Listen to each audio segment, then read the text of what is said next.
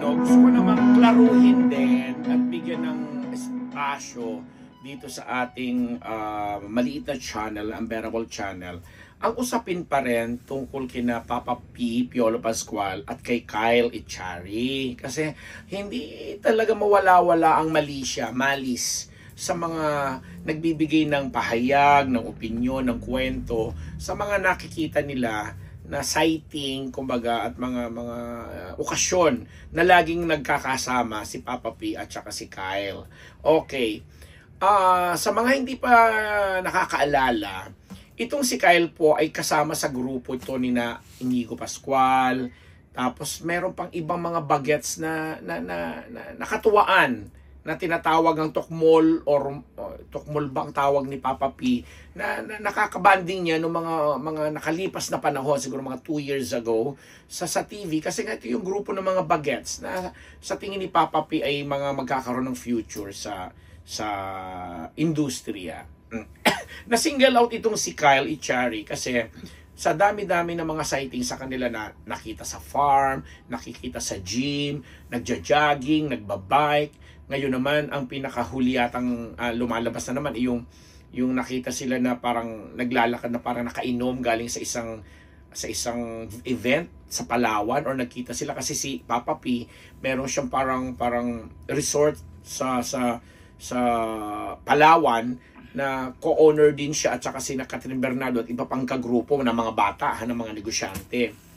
Tapos itong si Kyle naman yata parang may event na dinaluan na isa siya yung guest.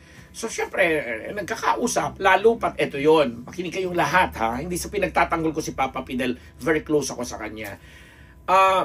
Itong si Papa P is in-encourage niya ang pamilya ng mga bata na ito, hindi lang sina Kyle, na mag-invest, kasi alam naman natin si Papa P marami mga investments.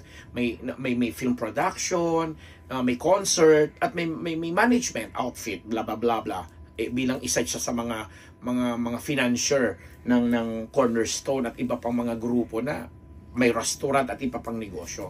So itong si Kyle at pamilya ni Kyle ang naging close kay Papa P na umaayuda, nagga-guide, nagbibigay ng suporta sa gustong pasukin, dahil hindi nga naman madaling kitain at i-maintain ang kasikatan, di ba? Kasi iba na nga ngayon yung mga platform na kung paano kang tinatangkilik ng mga tagahanga mo at kumikita ka, parang ganon. So bilang tatay, bilang kuya, tito, or barkada talaga, si Papa P, barkada niya ang pamilya, hindi lang isa, hindi lang si Kyle, buong pamilya niya barkada, pati na rin yung pamilya ng mga ibang barkada na hindi showbiz. So binibigyan kasi ng kulay lagi, kasi sa dalas nga nilang nakikita sila and everything,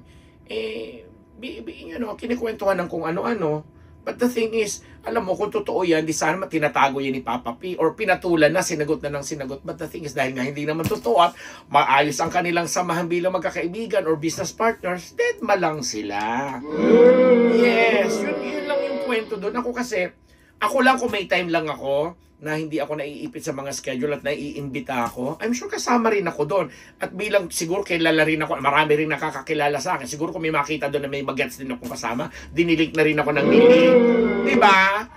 Ganun lang yun. Ganun lang yung kasimple. Medyo kasi nakakahiya sa sarili natin. Kasi hanggang ngayon din naalis yung uso. Okay, granting na nung mga nakaraang panahon, may nag-out, if I may use the term, may nag-out kay Papa P na isa ring celebrity na alam naman natin, nasa libro pa niya, di ba? Without even mentioning his name, alam naman natin kung sino tinutukoy ko.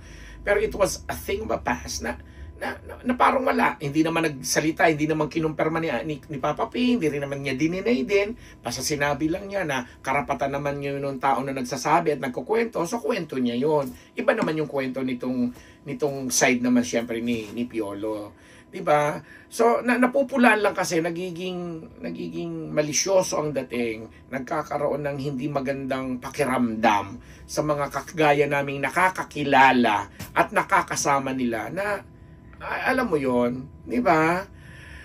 And granting, ay biglang may ganun ako, and granting na may something na totoo, yan ano ang pakialam natin. Pero hindi ko sinasabing totoo, di ba, Don? Hindi ko sinasabing may ganon kasi kaibigan is kaibigan. Iba yung karelasyon, iba yung, alam mo yon. Di ba? Siguro naman may panapsi. Ano ba sa Bicol ano ba sa Tagalog ang panapsi? Panapsi sa Bicol is parang panlasa. Siguro naman sa panlasa.